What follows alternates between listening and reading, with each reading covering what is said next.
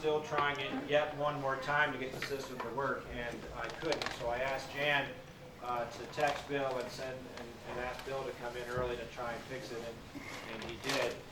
And he wasn't able to. He did, I think, bring. I'm not sure where this projector came from, but I think he brought this in order to hook it up. And it's a little bit by our standards with our fancy system here. A little bit Mickey Mouse, not quite up to snuff, but you know, Well, 6 to 8 months ago, this was really pretty high end. So we're back to that for now. So Bill's taking care of it for now. We'll see what we have going in the future. Calendars, again, just to remind you, this is the church calendar. We start with Advent, go through Christmas. He has a wheel that does it graphically. very graphic. Epiphany, Lent, Easter, and the long season after Pentecost. Those are the seasons of the church year. And this is Advent, and ways in which we're marking Advent. We have our new Advent wreath, which, as I mentioned earlier, we'll mention again, is a very low-tech way to count time. That's what Advent wreaths were intended to do, was just to help you count the weeks until Christmas. You know, there's one week, there's second week, third week. Thanks to Helen, who worked with our team to get this pulled together and get it suspended in time. Bill helped too, but Helen took point and told Bill what to do. He's just a worker. Yeah, well, and if you haven't been in the church yet, you'll see it when you go in. We also have the retrofitted altar for Advent and Christmas to come. Yes, ma'am. Before I forget, could you send that picture to me, because I didn't take one, and I want to send it to Jeff over at Congress Porch for his portfolio. Yes, Okay. ma'am. Thank you. I'll see if I have it on my phone still. Okay. Because you might forget. I might, somehow, I'm just a little bit. No one can steal from this. My fox is guarding. My fox is guarding this whole entire table. Oh, I'm glad you're Excuse me one moment, I'm doing Helen's bidding. I'm sorry, if I didn't ask you now, I You should have a text message coming in momentarily. Thank you. You're welcome. So that's the Advent wreath in place. And then we have our Advent calendars.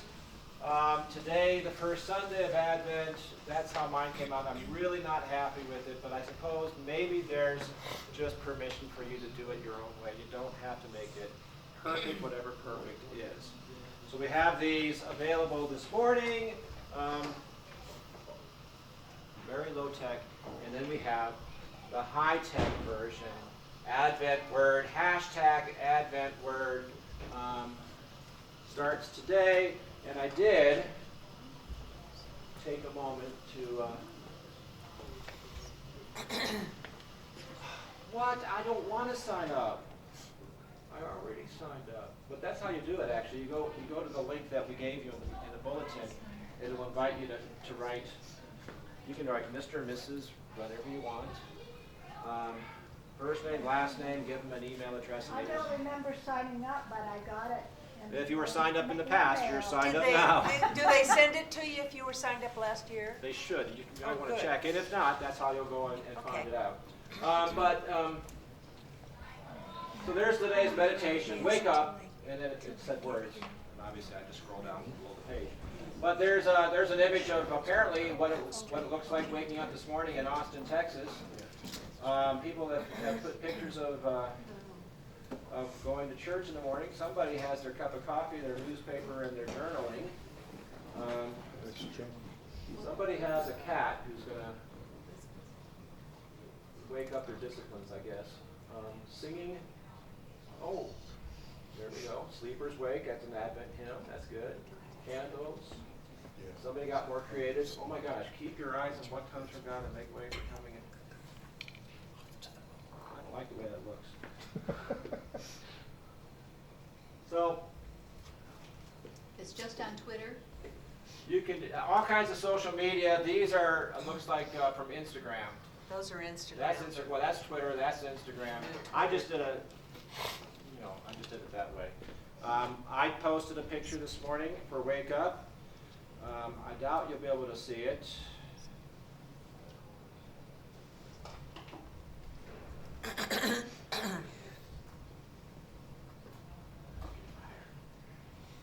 It was just my alarm clock this morning when I got up at 5:15, November 29th.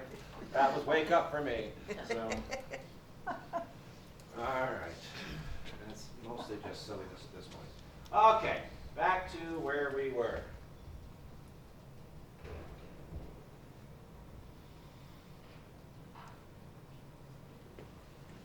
Seasons of the church year, Advent wreath, Advent calendar, two different kinds.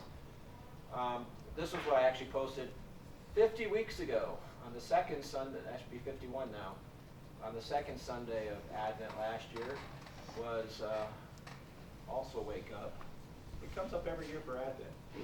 And I posted this picture from my table that morning.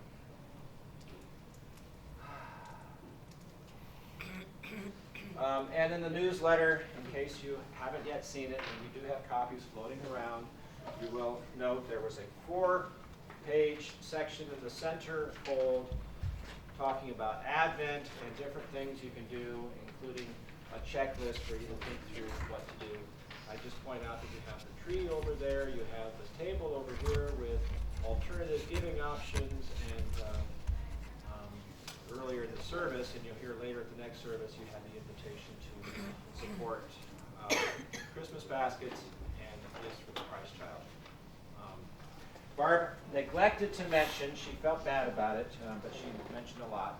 There's also this morning a basket on the chancel rail nearest the pulpit, the lectern. There was a small basket there, and that's what she intended to leave available for those who want to make cash donations for gifts for the Christ child. So that's there and available for you.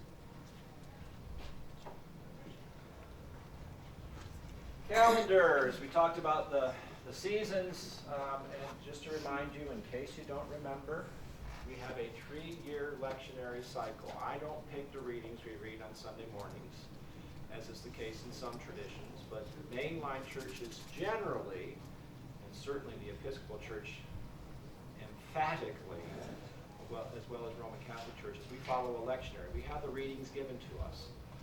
Over the course of a 3-year cycle, we'll read just about all of the Gospels. We'll read a broad cross-section of Old Testament, not necessarily everything. The Psalms, all of the rest of the New Testament, with some exceptions. There are a few passages that get skipped over invariably, sometimes by design, sometimes just because that's the way things fall out. But 3 years, and we are currently in, well, back up. Year A, we read predominantly from Matthew. Year B, predominantly from Mark, though as I note here, it's the shortest of the synoptic Gospels, Matthew, Mark, and Luke. And so we read more from John in year B than we do other years. There's that painful period for some of us in the summer where we read from John over and over and over again about the bread of life. And you feel like after the second week of the bread of life that you've said just about everything you thought you had to say about I am the bread of life. And then you have to do it for 2 or 3 more weeks. But that's the way it plays. Jed, Yeah. is year B always the same, or do they change it? No, in the course of the year, the lectionary spells it out week by week, and that doesn't change from one year A to the next year A. The caveat I offer on that, though, is several years ago at a general convention, we went on with the Revised Common Lectionary. So if you go to the back of the prayer book and you find the lectionary, it doesn't completely agree with the Revised Common Lectionary. The Revised Common Lectionary, common is the key word in there, it's the ecumenical lectionary. So theoretically, and I think almost certainly, if you go to any Lutheran church, for example, you're going to hear the same readings in the Lutheran church that we hear here in the Episcopal church. And the old lectionary in the prayer book was not very different, usually, Every now and then, there were some significant differences, but generally they were pretty close to each other. But now what we've done, as of, 6 years ago maybe? 9 years? No, probably more like 9 or maybe even 12 years ago. We adopted the Revised Common Lectionary to replace the one that's printed in the prayer books.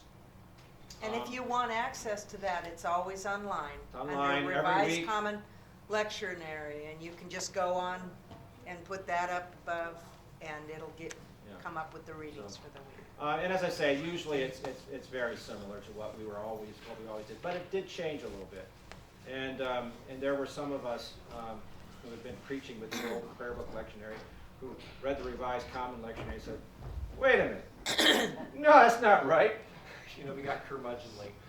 So there you go. So that did change, but other than that, it does, as I say, year A is year A, and so every second Sunday of Advent in year A this year is exactly the same, or year C, I guess I should say that, because that's where we're going. So second Sunday of year C that we did 3 years ago is exactly the same as what we're doing next week, which is exactly the same as what we did 6 years ago. But it's in 3-year cycles, so we keep coming back to the same stories. And year C, we take our readings primarily from Luke. So I thought maybe today it would be helpful for us just to meet Luke.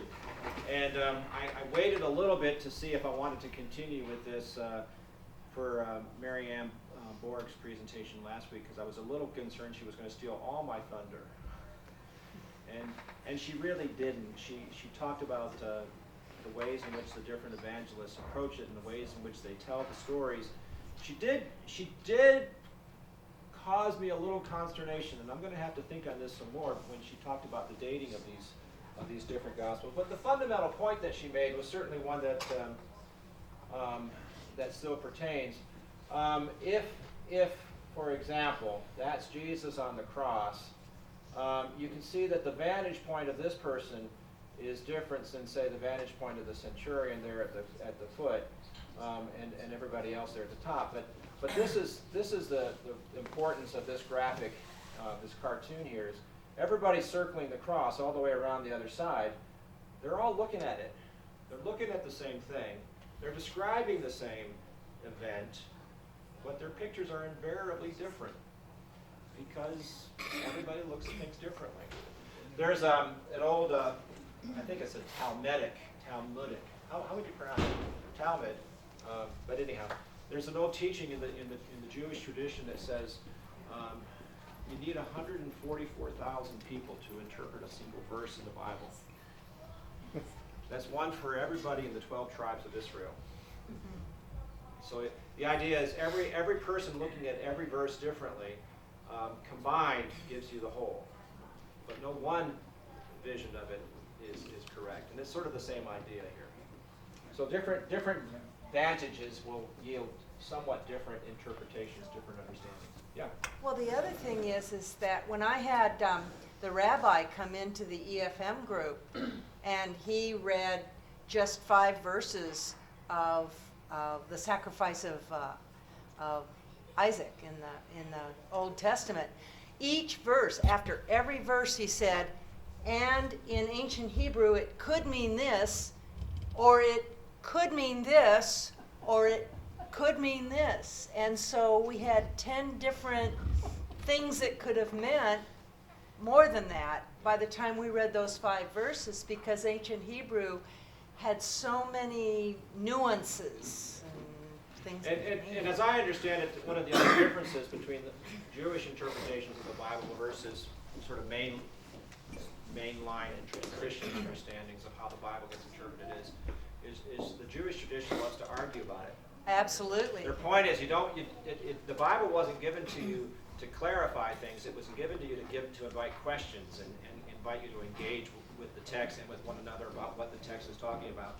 Whereas at least 200 years ago and more recently, the predominant Christian interpretation is to say the Bible says this, therefore it means X, which means therefore I must go and do Y, as if it were that clear and linear. So anyhow, meet Luke. Let's talk about how Luke looks at things. These are just some graphic images of things. Luke is identified with the ox. So this is from Revelation. Around the throne and on each side of the throne are 4 living creatures, full of eyes in front and behind. The first living creature like a lion, the second living creature like an ox, the third living creature with a face like a human, and the fourth living creature like a flying eagle. And in the funny imagery and cryptic messages, what it's believed is trying to say in this passage from Revelation is the 4 Gospels.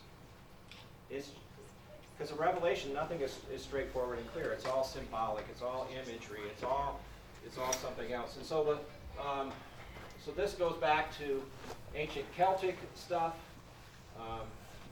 What is this? 7th, 8th century, maybe that old.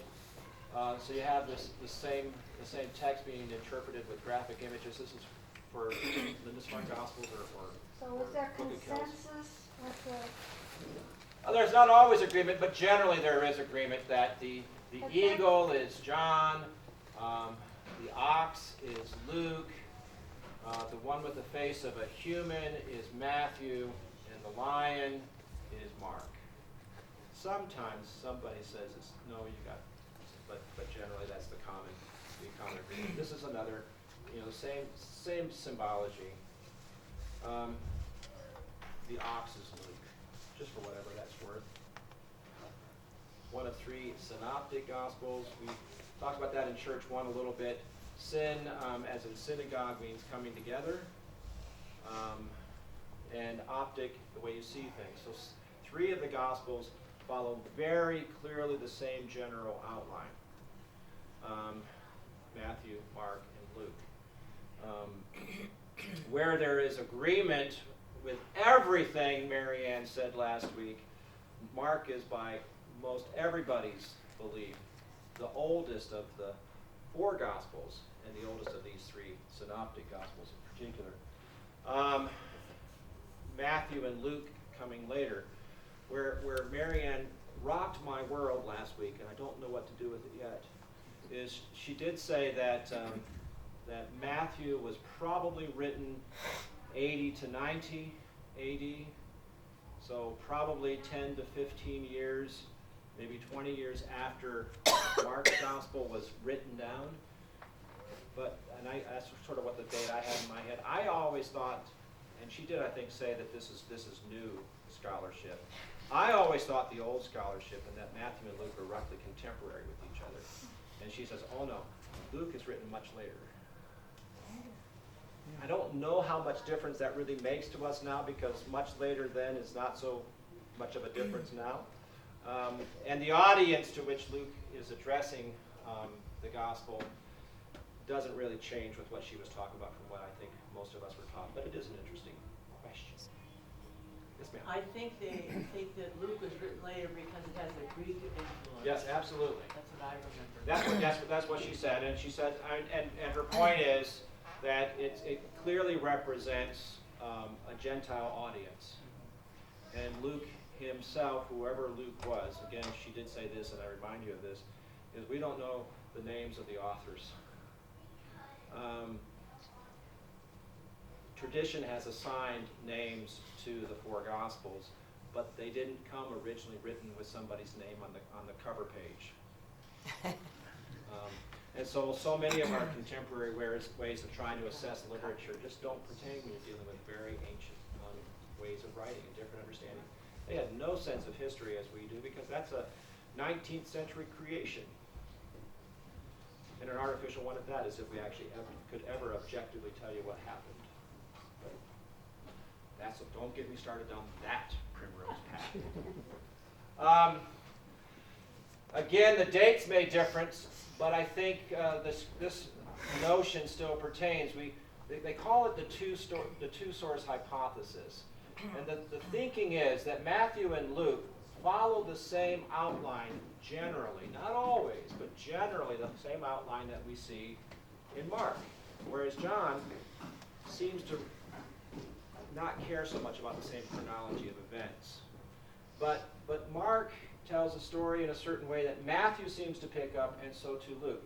And so this lighter lavender, you'll see, comes out and fills in this much of Matthew and this much of Luke. And then there's this other source, and that's the two source hypothesis. And nobody has the original. It's been lost. But it seems to scholars who have studied it that, again, because the outline is so consistent that they can